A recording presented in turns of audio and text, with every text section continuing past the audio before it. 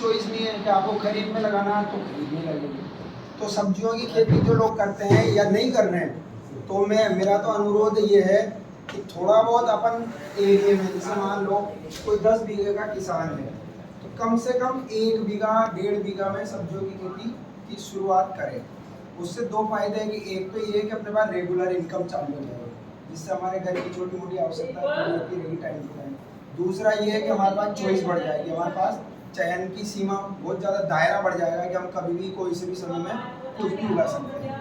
इसके साथ ही सब्जियों में आजकल जैसे क्या हो गया, पुरानी जो टेक्नोलॉजी थी, जो पुराने तौर तरीके थे परंपरागत, उससे बहुत बदलाव हो गया। ये मान लो कि पुराने ज़माने से आज की डेट में इतनी एडवांस खेती हो गई है, बस थोड़ी सी ज़रूरत क्या है कि हमें नॉलेज की ज़रूरत है, मतलब हमें थोड़ा बाहरी ज्ञान होने की ज़रूरत है कि भाई कहाँ क्या कौन सी वेराइटी, किस एरिया में कौन सी वेराइटी चल रही है और कब कौन सी बोना है। तो ये मेरा तो ये अनुरोध है कि आप शुरुआत करो, मतलब थोड़ा बहुत एरिया में करो, आधे बीघे में शुरुआत करो, 1 बीघे में शुरुआत करो। जो लोग ऑलरेडी कर रहे हैं तो वो थोड़ी अपनी टेक्निक में बदलाव करो। जैसे क्या है कि मान लो अपन खुले में कर रहे हैं, आजकल इतनी बढ़िया बढ़िया टेक्नोलॉजी आ गई, जैसे मान लो अपन बेड पे बुआई करने लग गया। आजकल बेड पे जो मेड़ बना के बुआई होती है, कुछ लोग जो देखते होंगे यूट्यूब सर्च करते रहते होंगे, उनको थोड़ा आइडिया होगा है ना कि मेड़ पे बुआई कैसे होती है। अब समस्या ये रहती है कि मेड़ पे अपन बुआई करेंगे तो साथ में ड्रिप और मल्चिंग होना जरूरी है, क्योंकि बिना मेड़ पे बुआई करोगे तो आप नाली में पानी दोगे तो पूरा बेड में पानी हो ही नहीं पाएगा।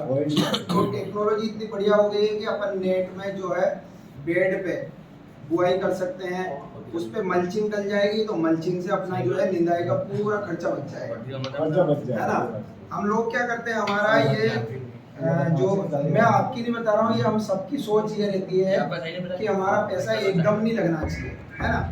तो जो टेक्निकल खेती करते हैं उसमें क्या होता है कि पैसा एक बार इन्वेस्ट करना पड़ता है, पहली बार तो बड़ा अमाउंट इन्वेस्ट करना पड़ता है। जैसे मान लो आप मल्चिंग लाओगे तो उसका खर्चा भी लगेगा, उसमें आप ड्रिप इंस्टॉल कराओगे तो 50,000 रुपये ड्रिप भी लगेंगे। तो उससे हमारे बहुत सारी सुविधाएं हो जाएगी। जैसे एक तो सबसे मेन खर्चा होता है अपने निंदाई गुड़ाई का, मतलब अपन यूँ मान लो आप कि जितना भी हमारा खर्चा होता है उसमें 30% खर्चा हमारा निंदाई पे जाता है, बल्कि और ज़्यादा जाता होगा। मैं तो मिनिमम जो स्टैंडर्ड है 30% खर्चा मान के चला। जैसे मान लो आपने 100 रुपये खर्च किए तो 100 रुपये से 30 रुपये तो आपके केवल निंदाई पे चले गए। मान लो पूरा उसमें अगर अपने 50,000 का खर्चा आया तो 5 या 15 यानी कि 15,000 खर्चा तो अपना सीधा सीधा निंदाई पे चला गया। लेकिन अगर अपन मल्चिंग लगा लेते हैं तो वो खर्चा अपना बिल्कुल नाम मात्र का हो जाएगा। एक आध बार निंदाई करानी पड़ती है और वो भी जो बीच में जो चलने की जगह होती है उसमें निंदाई करानी पड़ेगी आप, क्योंकि जो ड्रिप से पानी जाएगा तो ड्रिप जहाँ पानी टपकेगा, ड्रिप का केवल 60 सेंटीमीटर के एरिया में ही उसका पानी जाता है, उससे ज़्यादा दूर पानी नहीं जाएगा। तो मान लो अपन ने इतनी चौड़ी 1 मीटर की बेड बनाई, उस बेड के पास में अपन ने 15 या 30 सेंटीमीटर की जो चलने के लिए रास्ता छोड़ा, उस रास्ते में पानी जाएगा ही। तो एक समस्या अपनी वो भी खत्म हो गई।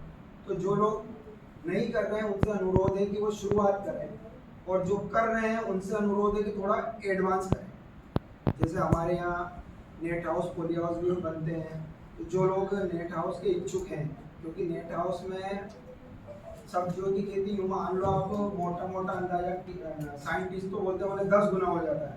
10 गुना भी मत मानो आप, तो 5 गुना ही मानो। बाहर अगर आपकी 1 कुंटल निकल रही है तो अंदर में पॉली हाउस में या नेट हाउस में जस्ट 5 गुना हो जाएगी। आप मानो या ना मानो, या आप कहीं एक्सपेरिमेंट करके देखना है या आपको कहीं विजिट पे ले जाएंगे नेट हाउस पॉली हाउस किसी का दिखाएंगे, तो उसकी जवानी सुनना, आपके उससे मुँह से सुनना, हमारी मत मानो। तो उसमें ये होता है नेट हाउस में कि लगभग 5 गुना अपना उत्पादन बढ़ जाता है। जैसे अपन बाहर में ओपन में खीरा, जैसा भी हमारे साथी है टीला खेड़ा के, ये परमानेंट सब्जियों की खेती करते हैं, हमारी भी पहली बार मुलाकात हुई है इनसे।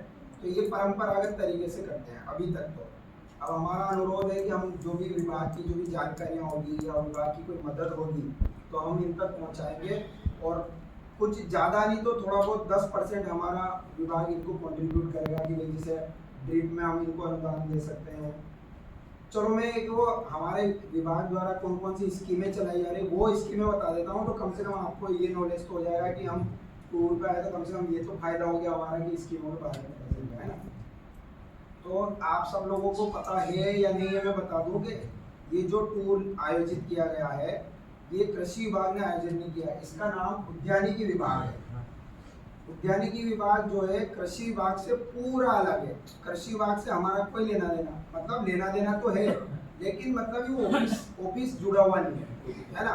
मतलब काम सेम है लगभग, पर ये पूरा विभाग अलग है, डिपार्टमेंट पूरा अलग है, मिनिस्ट्री अलग है, पूरा भोपाल से भी अलग अलग कंट्रोल होता है। हमारा कृषि विभाग से हमारा कोई वो नहीं है।